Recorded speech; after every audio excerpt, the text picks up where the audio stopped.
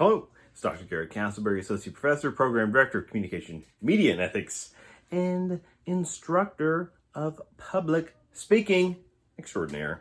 I'm going to give a bit of a mini lecture. I don't even want to call it that. It's just a couple of talking points about one of the earliest concepts we're introduced to in a fundamentals course, right? Our basic communication 101, and that would be the combination of topic selection and brainstorming when it comes to picking a speech topic.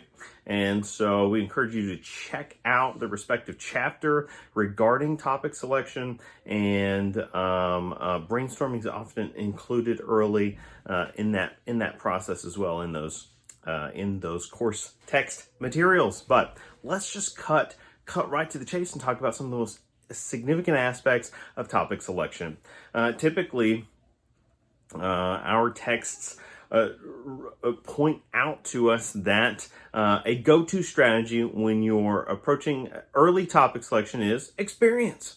And in fact, many of our courses include a personal experience style speech where we're drawing on a story, something that happened to us or occurred, and that's a perfect instance of when personal experience adds value and also helps us learn to critically apply, right? And practice active reflection on things we've achieved or learned or gone through, and how we can transform that into an articulated account, right? That aids the speech itself. And so personal experience can be a go-to early on in a speech course. However, we absolutely are about learning to rise above and beyond, meet and accept challenges, make new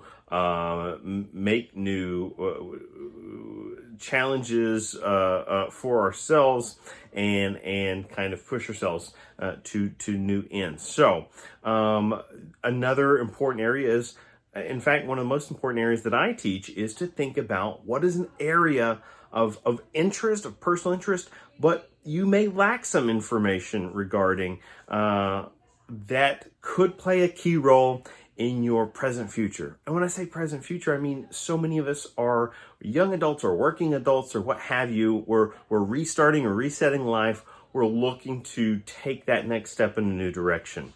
And so these speeches can be an opportunity to learn about that subject area that we have passion for, okay, that we want to learn about, but maybe we don't know enough yet. And we just have a tug. We know it's important. Well, this is an opportunity to explore that. Like, take that chance. Invest in yourself. Invest in your future self, the one you want to see in 2, 3, 5 years. And let's go down that path and explore it through the context of a speech. So that can be another area where you think about drawing a topic selection. Also think about topics that have relevance and resonance, meaning they're relevant to be talking about in a public speech type of situation, and they have resonance, or they resonate. They resonate across time or across culture. They resonate because there's a timeliness to them that they have something to say about the here and now, or they hold a certain virtue. And you can think about speech topics that way. We can really start to buy into speech topics that we can get passionate about, okay? So that kind of topic selection. Here's a way that we can organize our thoughts, all right? And so now I'm kind of shifting to that subtopic of brainstorming in addition to topic selection. We can think about brainstorming in terms of drafting early on. Oh, here we go with the word like draft, a specific purpose statement, all right? Stephen Lucas's public textbook comes to mind when we talk about specific purpose statements, but this is akin to a thesis, right? It's similar to a thesis. It's kind of a working thesis. It's a thesis in progress, but a specific purpose statement. If we can kind of figure out early on, what do I want this speech to be about? Like, where do I see it going? And it's okay if it changes, spoiler alert, but we need to have something in mind, like it's that light at the end of the tunnel, right? Metaphorically speaking. But a specific purpose statement can help guide you. You could consider drafting one early in advance of the process of putting a speech together. However, here's a couple of ideas to keep in mind. If you're actually going through the motion of drafting a specific purpose statement, make sure that it is a full sentence. Make sure that it is not asking a question, that it's definitive in its phrasing. Also recognize it's organic, meaning it can change over time. And for purposes of public speaking, especially since it's an oral exercise, we do a lot more reading and maybe texting and that kind of communication today than we do just sitting and listening. So try to think about that statement as being clear, being succinct, right? In that kind of way that we can hear it and it resonates and we can retain that knowledge. But with these specific purpose statement in mind, it can help propel you forward with your new speech topic. However, let's talk about a couple of brainstorming strategies. Now, there are many brainstorming strategies. We encourage you to read the text for options there, but you can explore and research topics on your own. But I want to just talk about a couple of significant ones. They're basics because this is fundamentals, right? We're talking about fundamentals here, but you don't have to be a cartoonist or an illustrator to get this down. So I've brought with me simple pad and pen here, but you might do the old, right? If I have my specific purpose statement, or perhaps early on, draft a list of key terms, right? So I have my key term. Oh, of course, a tech fail already. If I have my key term, it's going to be all right. Then I can kind of circle it, right, so to speak. And then we can jot out a smaller circle, right, and create another maybe key term or associated term or phrase, and then draw out another circle, another phrase, and so on. And before you know it, you have played this kind of almost like the telephone game, right? You've played this game with yourself. Ooh, the artistry of Don Castleberry here. But you have this opportunity to bring in together a series of key words that are going to assist you on this. And so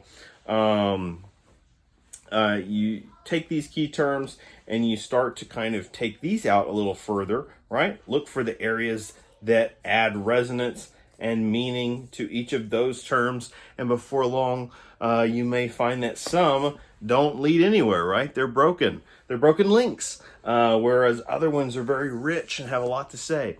Well, what you're identifying for yourself is, I'm starting to understand what would my main points of the speech look like, okay? So you're helping yourself in that way, identify main points before you even realize it.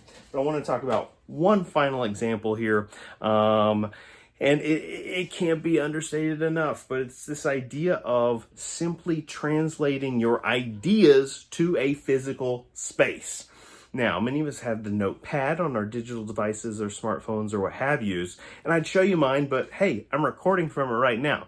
But rest assured, I take many notes on my smartphone device, and so you can do that too. You can jot your ideas down, or you can invest in, and this could pay off now and later, a physical type of journal, right? Where you can jot down ideas as they come to you. You never know when you're going to come up with an idea, but if you fail to write it down, you may find yourself in trouble later on. And so a great journal investment in that sort of tool could help you here, could help you in an English comp class, in a lit class, anywhere where you're going to be producing ideas or writing about topics.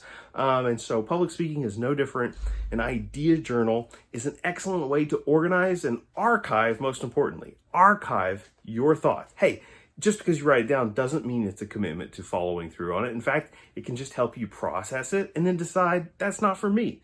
But one of the things that is our worst enemy is coming up with an idea and not recording it when we think of it, because what happens? You go back to sleep, or you keep on driving or whatever, and then you forget, and then it's a lost opportunity.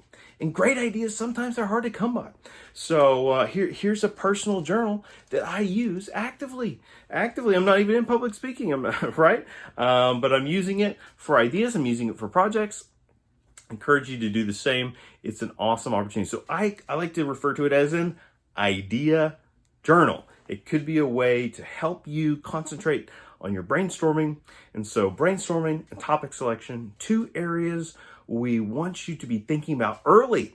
These aspects should be entering our mind, topic selection and the brainstorming of the topic, as soon as we read about an assignment. As soon as the assignment is announced, it's on our plate, right? We should fire up that process. It's going to give us the most investment in ourselves, and it's going to help us produce the best possible final product. Thank you for listening, and good luck with your topic selections and brainstorming exercises.